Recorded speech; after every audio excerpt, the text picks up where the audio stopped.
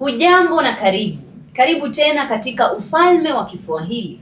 Kama jamii tunasaidiana kukikuza na kukiimarisha Kiswahili chetu kwa sababu tunaamini experts were once beginners. Na wewe pia uko njiani kuwa mmoja wetu na kuongea Kiswahili kama mwenyeji. Kwa hiyo bonyeza hicho kidude hapo chini, subscribe, jiunge kuwa mmoja wetu, like, share na unaweza wacha komenti hapo chini. Hi everyone, welcome to Swahili Kingdom. Today we are going to do mazungumzo number 13 in this book of ours, Swahili Conversations. You can get this book on Amazon, or if you want to get it personally, you can send me an email, comment, or whatever that you can be able to send, or however you will be able to reach out to me. Let's start. Hadithi fupi, short story. Soma hadithi fupi ifuatayo kisha jibu maswali kulingana na kuelewa kwako. Read the short story below and answer the questions depending on your understanding. Kila laheri, all the best. In brackets. Hadithi hii ni kuhusu mwanafunzi mwenye bidii sana katika masomo yake. This story is about a student who was very hardworking in his studies. Alisoma mpaka akakuwa daktari maarufu sana. He studied until he became a very famous doctor. Tusome sasa. Let's read. Mimi ni Jabali. I am Jabali. Majina yangu kamili ni Jabali Mkombozi. My full names are Jabali Mkombozi. Ninatoka mtaa wa Bidii. I come from Bidii area. Ni furaha yangu kushare hadithi ya maisha yangu na wewe. It's my pleasure to share a story of my life with you. Now, let me explain kushare. Many students asked me about this. Why did I write ni furaha yangu kushare?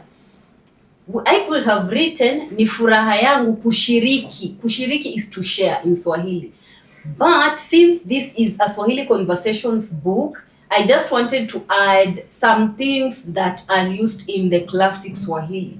For example, sometimes people don't just say kushiriki, kununua. For example, if it's kushiriki, they can say kushare. Kununua, they will say kubuy. Okay, so you just put ku and add the English verb. Okay, you need to put ku. But use it in its infinitive, kushare. Okay? But sometimes we can also say nina share, I am sharing. So it depends, but as your level advanced, you are going to know how to use it. At the moment, just use it in its infinitive. But we sometimes speak like that. That's why I wanted to introduce it very early in the beginning stage. But it's Swahili. Nilizaliwa mwaka wa 1990. I was born in the year 1990, wakati wa vita, during war. Wazazi wangu walinilinda vizuri na hata kunipeleka shuleni nilipofika miaka 4.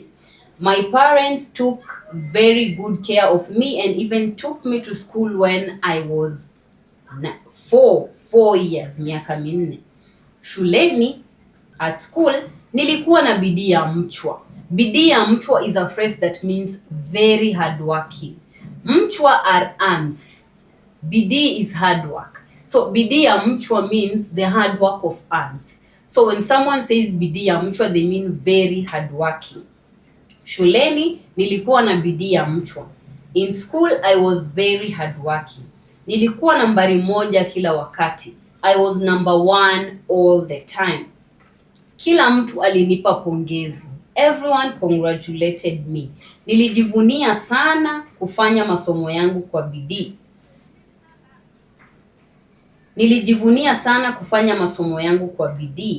I was very proud to work hard in my studies. Kwa sababu nilipata pongezi kutoka kwa kila mtu. Because I got accolades from everyone. Nilipofika darasa la 8, when I got to class 8,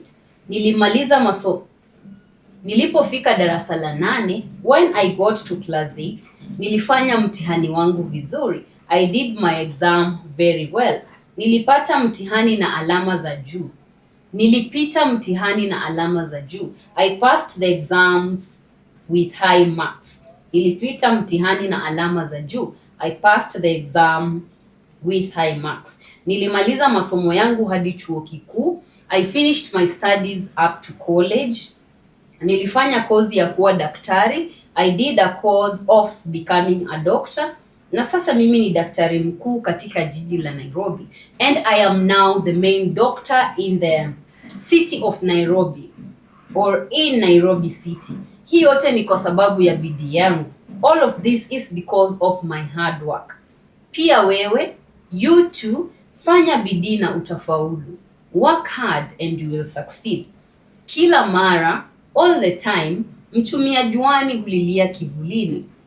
Mchumia juani hulilia kivulini is an expression in Swahili.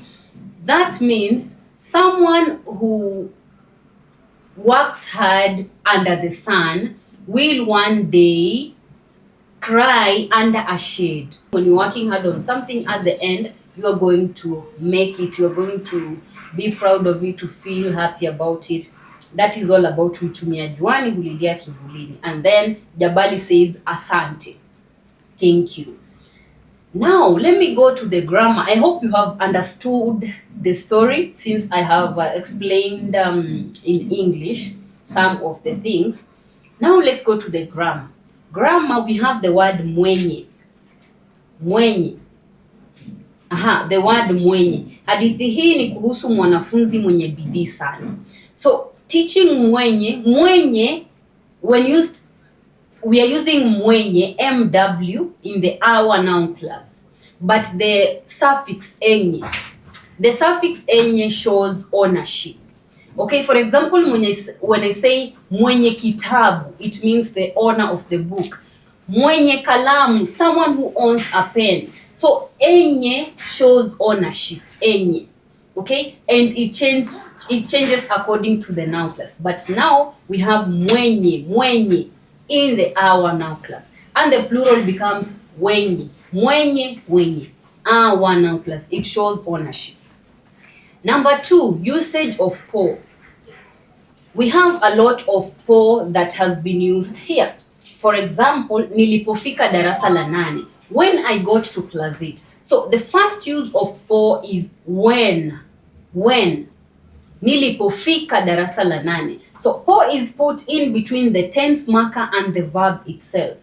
Nilipofika. Nilipofika, which means when I got to class 8. When I got to class 8. We are going to explore that one use at the moment. As we go on, we'll explore more uses. So just know, po means when. It shows time. It shows time. Okay, then we go to number 3. Number 3, I want to wrap every grammar that has been used here, but just touch. We have the present tense that has been used here. Mimi ni jabali. Ni is a present tense of the verb kuwa, to be. Ni. Kuwa in the present tense is ni for all the people. Mimi ni jabali, wewe ni Maria, yeye ni shangazi, sisi ni watoto, wao ni wavulana, nyinyi ni wanadamu. Ni for everyone.